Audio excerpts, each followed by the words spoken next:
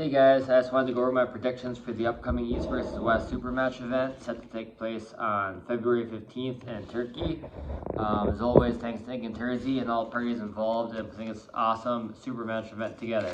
And I do have my cheat sheet, obviously.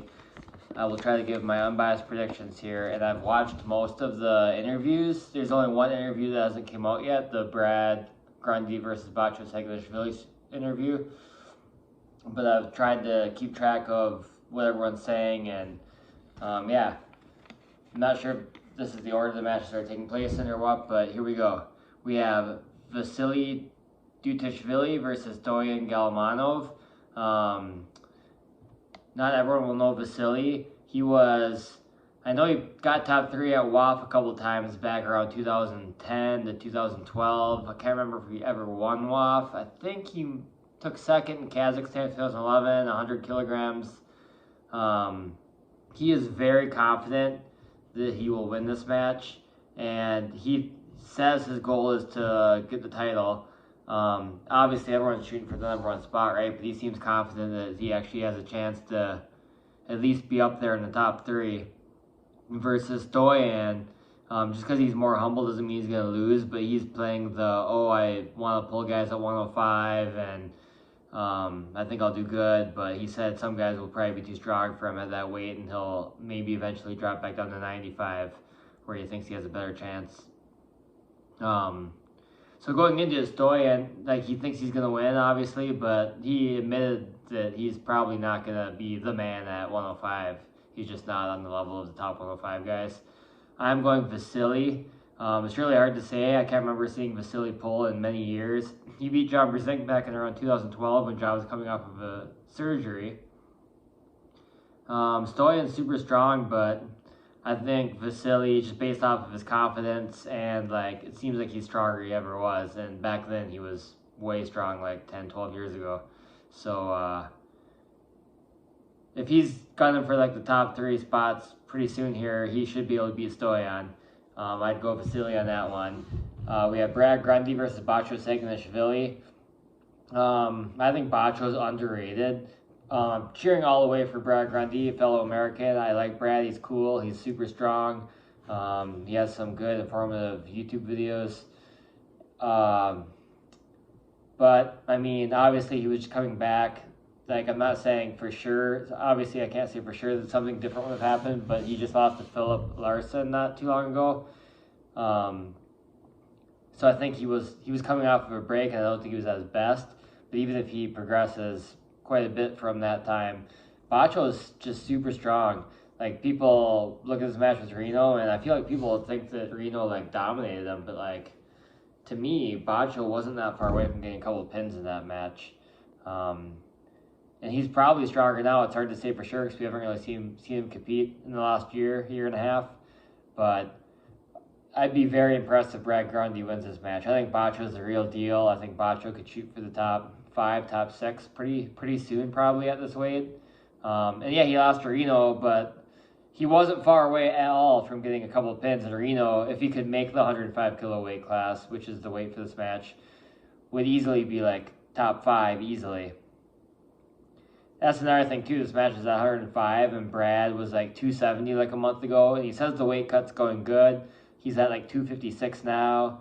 He's gonna cut 20 pounds, 10 kilograms to make the weight at the end. And I know Devin did that and seemingly kept all his strength, but I don't think that many people could keep all their strength cutting weight and stamina. But basically, Brad's gonna have to top roll Batcho because that's what Brad does, and if it goes anywhere near a hook, I think Batcho's gonna destroy him. Brad did beat Matt Mask. He beat Pablo. Those were really impressive wins. I think Batcho's ahead of those guys. So Pablo beat Brad once. I could see Batcho being probably stronger than Pablo, but for sure equal at least. But with a stronger wrist, more endurance, more technique, so it'll be harder for Brad to figure him out. I think Batcho's a heavy favorite in this one. This is one of the ones I'm most sure about. We have Sergey Kalinachenko versus Frank Lamparelli. I'm not sure why I thought this, but when I first saw this match announced, I was like, well, Sergey's going to kill him. But then I thought about it, and that was definitely a stupid thought process from me because, for one thing, I didn't realize this immediately, but Sergey the match is at 115 kilos, so Sergey has to drop weight. He was up to like, I just watched the interviews with him yesterday. He was up to like 130, 134, somewhere around there. So he was around 290 at his heaviest a couple months ago. Here when he fought Savetkov.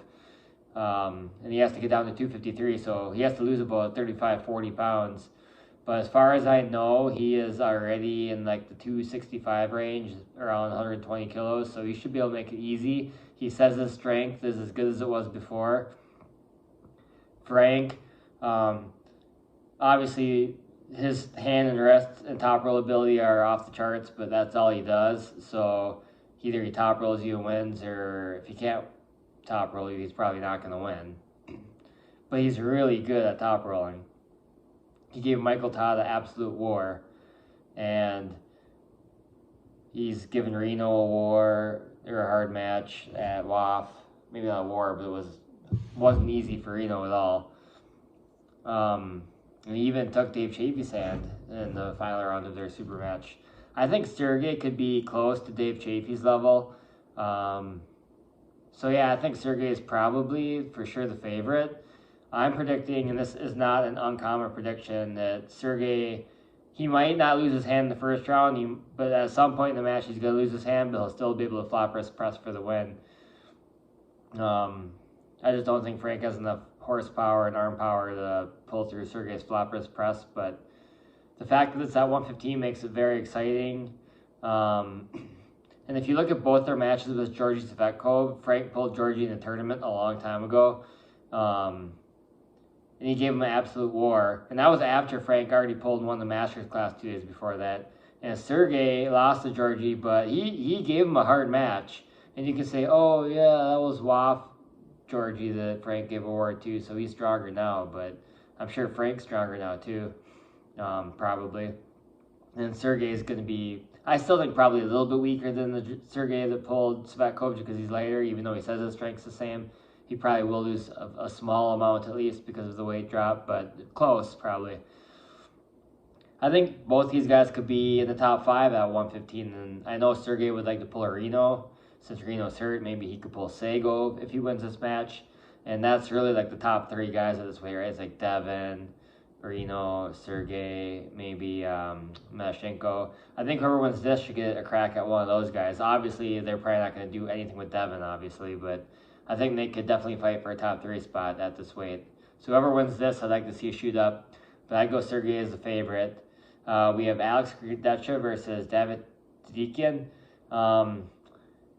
I think this is going to be a war, to be honest. Dedekian is like 270 now. He's like 120, 125 kilos, somewhere in that range. So,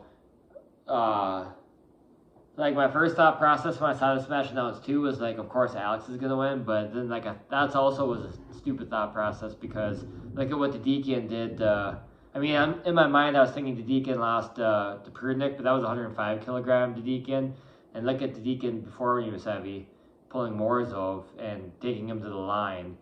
Same with Alex, he gave Morozov an extremely hard match, very, very, very close.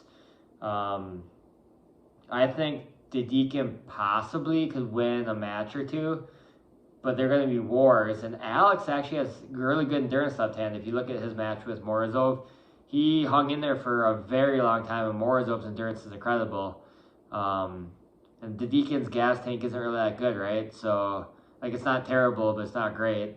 So I think they're going to be wars. Dedekian might win one or two, but then he will hopefully not get hurt, but he's prone to getting hurt too. He might get hurt or wear out. I think Alex has more endurance.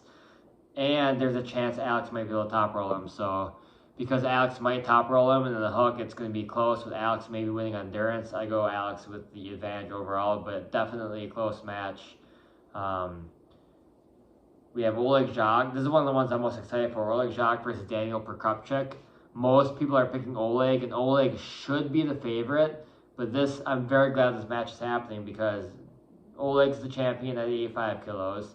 Daniel's the champion at 77 kilos. And realistically, there's no one else for Daniel to pull at that weight left-handed. He's completely dominant at that weight left-handed. And everyone says that Alijan's pound for pound #1 in the world, and I agree, actually. But Daniel is a strong number 2, and even potentially could be number 1 pound for pound left-handed. Because even if Jacques beats him, Daniel's a lighter guy. So I'd say Daniel's better pound for pound, in my opinion.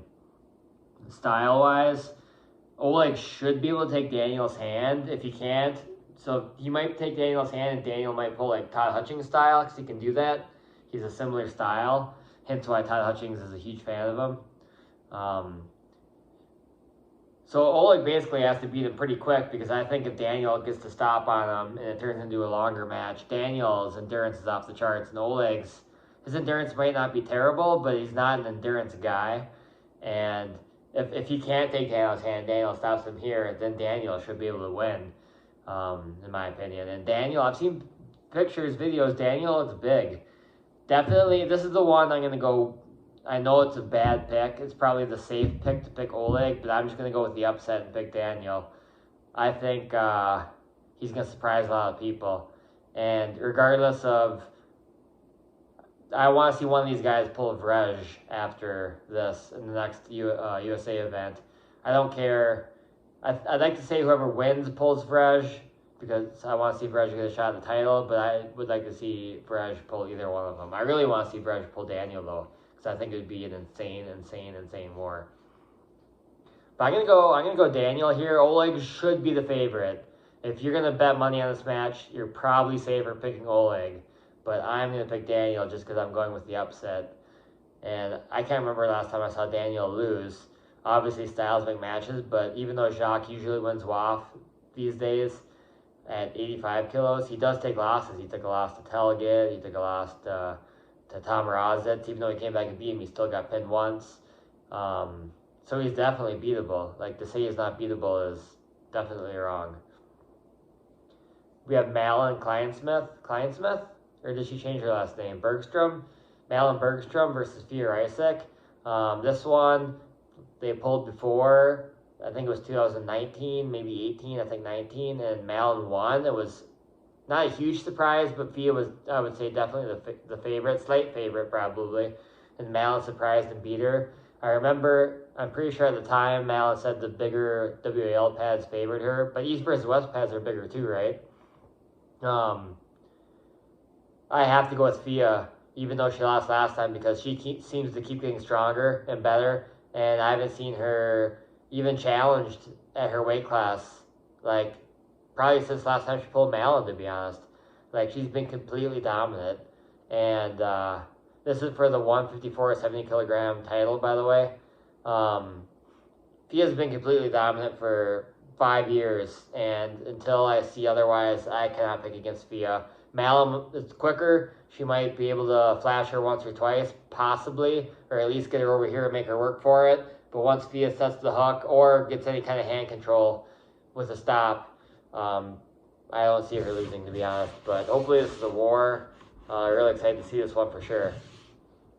The winner, I don't know who they're going to pull, because, to be honest, I don't know of anyone that would challenge them. Maybe if there's an 80 kilogram weight class, they could go for the 80 kilo title. I don't know. Does Egla have that title? I'm not even sure if there's an 80 kilo class, but like, I don't actually think either of these girls could fight with Egla and have a chance, but I'd like to see it anyways, because, like, maybe, you never know. And they're definitely, like, whoever wins this, I'd say, is probably top 5 in the world overall for sure, even though they're only 154 pounders, so why not? I'd like to see him pull Sarah Bachman or maybe Egla. We have Oleg Petrenko versus Bekele Yanani. This is definitely one of the ones I'm most excited about. This is left hand for the 95 kilo world title. Petrenko, I can't remember. I don't know for sure what he's ranked at. 105 kilos left hand. I think number 2 though, behind Alajan, or is it Prudnik? I'm not sure, but Petrenko is definitely like a top 4 guy at 105 kilos left. He's dropping down to 95 to face the 95 undisputed world champion. This one's really hard for me to predict. I think Petrenko, before he fought Devin, was up to like 240, like 109 kilograms, somewhere around there. So quite a bit of weight to lose to make 95 kilos. But last I heard, I think he's already around 100, 102 maybe. So he should make that fairly comfortably. In fact, he's probably pretty close to the same weight as Bekele right now. So they should have about the same amount to cut, maybe around 5 kilos at this point. I think it could be either way, to be honest. I think this is one of the most 50-50 matches on the card, but I'm going to go with Bekele because he really has been surprising me.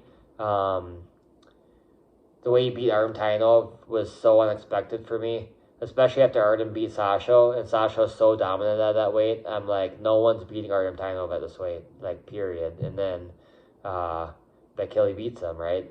But on the other hand, Bekele, even though he beat Oleg Jacques,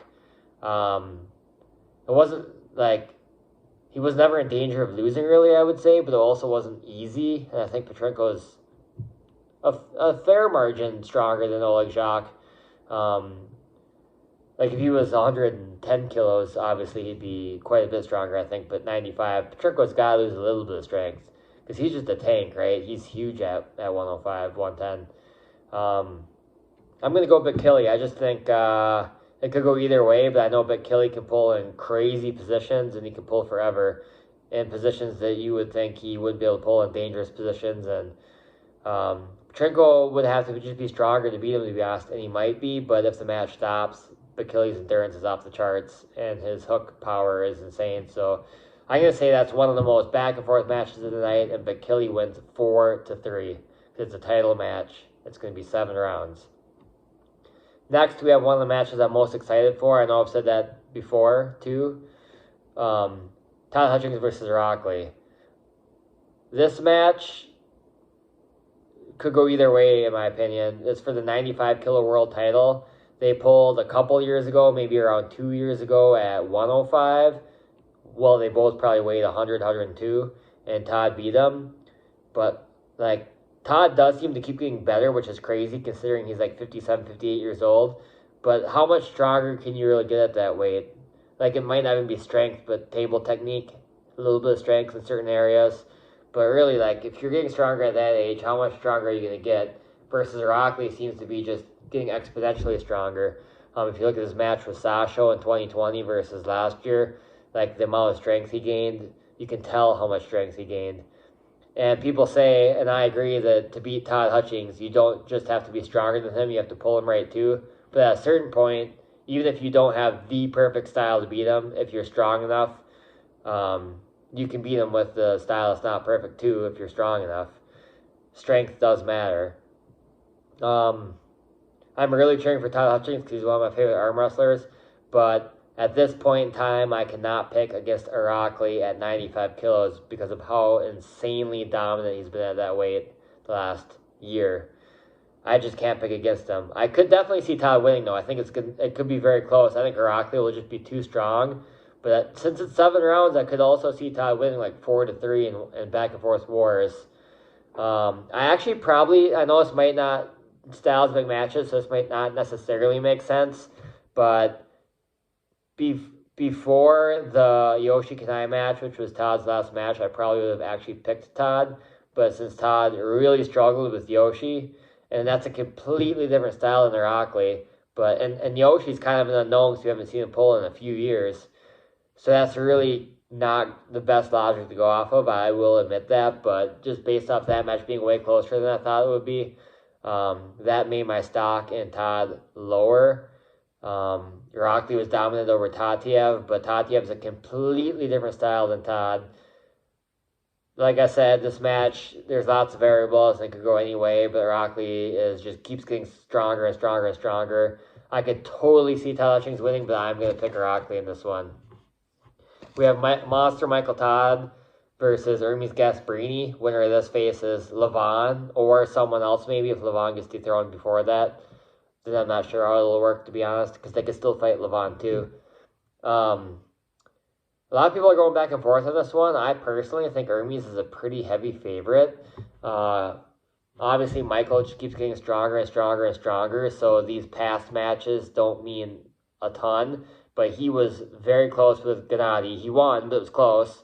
And I don't think Gennady is probably top 5 in the world anymore not straight after coming off surgery. And Hermes is like a clear top 3. Obviously, styles make matches again, and Michael Todd barely beat Frank Lamparelli. I know that was like 6+ months ago, but still, I think Hermes is going to be a really hard style for Mike, because he'll get Mike over here, and then he has a like he'll get him even further. He'll get Mike like over here, and then Hermes has like one of the top 3 presses in the world, I think. Like top roll transition to a press, not like flop wrist press. But his flop wrist press is really good too. I'm not sure if he could beat Michael with the flop wrist because that's insanely hard to do. But if he takes hand control, I think he could press him down to win for sure. And Hermes has been working on his endurance. I still don't think he would outlast Michael in a war if it turns into a war because Michael's known for his insane endurance. But Michael's being way bigger than he's ever been, like 310 or whatever he weighs right now, like 145 kilos. I definitely think Michael's endurance will have decreased from the weight gain. His overall strength, I'm sure, is better, but I remember in the past when he's got over like 280, his endurance has gone down, and he can be outlasted.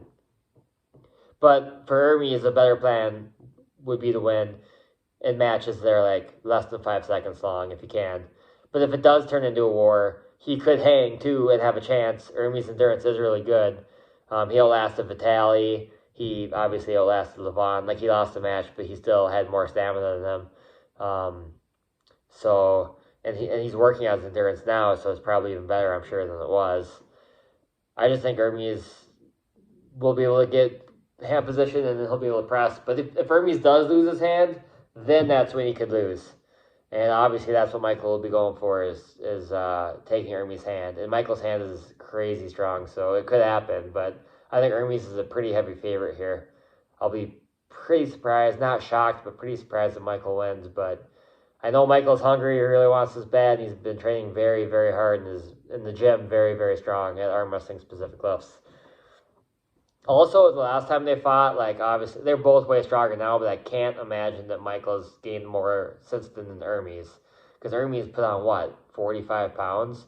And Michael Top put on probably the same amount of weight, but, like, Hermes being younger and just having more room to grow, I think he would have definitely progressed more since then. But maybe not. But I think he would have. Then we have Gennady Kvikvinya versus Devin Larratt. If Gennady's I think Devin's a huge favorite here, to be honest, just based off how he looks right now. He looks freaky, right? Like he looks scary. I don't know what he's doing, but whatever he's doing, he looks incredibly strong. I know it's just practice, but he completely stonewalled Brad Grundy. Like my right for USA is probably like at 172, probably like somewhere in the top 30, but not probably in the top 20. And for 172. And, like, Devin looked but Devin looked as far ahead of Brad as what, like, Brad would be ahead of me. And, like, people that are, like, not even close to Devin sometimes give him wars in practice, right? And Brad couldn't even do anything versus before he could, like, do something with him. So Devin's clearly way stronger than he's probably ever been, in my opinion. So, unless Gennady, I do think Gennady, style-wise, has a chance style-wise with Devin because the hook press is a good way to beat Devin. And Gennady's endurance can actually match Devin's or maybe even beat Devin's. And he won't get intimidated by Devin's mind games either. But unless Gennady would have to be not only back to full 100% form from his bicep surgery, he would have to be stronger than he was before to have a chance with Devin. And I don't think that's happening. I think Gennady's probably, hopefully, as strong as he was before he got hurt. But I think that's probably the best he could be. And Devin's probably, like 10% at that level is a lot. He's probably maybe 10% stronger than he was, which is a lot. And I think he will win easily. I hope it's not easy. I could see it not being easy with Devin still winning, but I'd say like 60 to 65% chance is easy, and then like a 30% chance Devin wins, but it's not easy, and then like a 5% chance that Gennady wins. And people know I'm kind of a slight Devin hater, so coming from that, I actually don't hate Devin, I just don't like the antics, but that's just my personal opinion. But as a person, I don't dislike Devin. And then the last match, Vitaly Aletin versus Morozov. I know his prediction video is getting long. I see a lot of people, like I've thought for years, like 3 years that Vitaly was the number 1 in the world left-handed. And But I see a lot of people hating on Morozov, and I think that's incredibly stupid. People say Morozov's wrist is weak. Come on, guys. There's like at most 5 people in the entire world that could take Morozov's hand. And then people say he's a fake champion. He's won, what, 10 super matches in a row, undefeated? Granted, some of them were close, but he takes on everyone, beats everyone, and very, very rarely. Actually, I can't actually even remember a time that Morozov lost his wrist in an actual official super match. I'm not talking the Devin Larratt thing. Besides that, if that's the only time he lost his wrist in the last 5 years, to say he has a weak wrist is absolutely one of the stupidest things I've seen on YouTube in the last few months, and YouTube is stupid. So, like, that's saying a lot. That being said, I do think Vitaly is a pretty big favorite. I would not be at all surprised if Vitaly flashes him straight to the pad like he did right-handed. On the other hand, though, I would not be completely shocked if Morozov stops him and beats him, because Morozov's got better endurance, and if he can stop the match, he probably will win. Unless he stops, if he stops like here for a second, that's not what I'm talking about. But if he stops it with any wrist, he has a chance to come back, because if he does stop it, the fact that he was able to stop it proves that he has enough strength to do something, and he's got more endurance. And obviously size doesn't mean everything, but Morozov is like the biggest he's ever been. I'm sure in the gym he's the strongest he's ever been, no question about it. He's like 145 kilos. He's like 310, 320, somewhere in that range. I do think Vitaly's a heavy favorite. I still think there's probably like a 75% chance Vitaly straight slams him. But I think Morozov definitely has more of a chance against Vitaly than Gennady has against Devin. And if he does stop the match, I think if he stops it in a hook, I don't think that's I don't think that's 1,000% on the question. I think that there is like a 10% chance he can stop it and turn it in. And 10% is not much, right? But I do think that for everyone hating on Morozov, he is clearly top 3 in the world. He is very, very strong and gets way too much hate for no reason, really. But I think Vitaly's a pretty heavy favorite there. That's one of the ones I'm actually more sure about. I'm going to go over my predictions really quick again. I know this video got kind of long. Okay, Vasily Dutashvili versus Stoyan Galamanov. I'll go Vasily. I'll say like 70% we'll say. Haven't seen Vasily enough in recent times to say for sure. Brad Grundy versus Bacho. I'd say Bacho. I'm cheering for Brad 100%, but I'd say Bacho like 85%, maybe even 90%. If it goes anywhere near Huck, Grundy's done. Grundy's super strong, but Bacho's going to be reaching for the top 5 of that weight class probably. And Brad's probably not there yet after coming back from a layoff. Sergey Kalashnikov versus Frank Lamparelli. I think it'll be a very close match, but I'd be pretty surprised if Frank won. I'd say 70% for Sergey. Alex Kudecha versus David Dedekian. I'll go 60%, 65% for Alex, but I don't think it'll be. I think it'll be a war, and David will get at least 1, maybe 2 pins.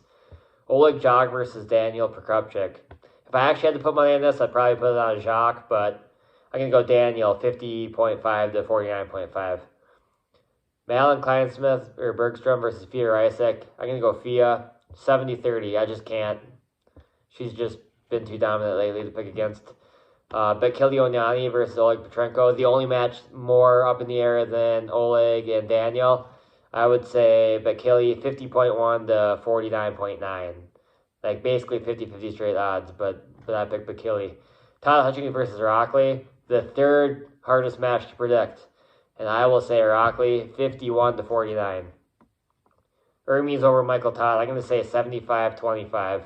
If it turns into a war and Michael takes the hand, he definitely has a chance. But if Hermes can maintain a hand control, I don't see any chance for Michael Todd. Devin Larratt versus Gennady Kvikvinya. I'm going to go 95% for Devin. I'd be pretty surprised if Gennady wins, but I'd say there's about a 30% chance Gennady can at least make it a war. But like a 60+% chance Devin just straight dominates. And then Vitaly letting over Morozov, I'll say, even though I tried to pump up Morozov, I still think it's pretty likely for Vitaly. I'm going to go 85% for Vitaly. Might even be 90%, but we might be underestimating Morzo because he always delivers when it counts. I'll go 85% for Vitali. That's it, guys.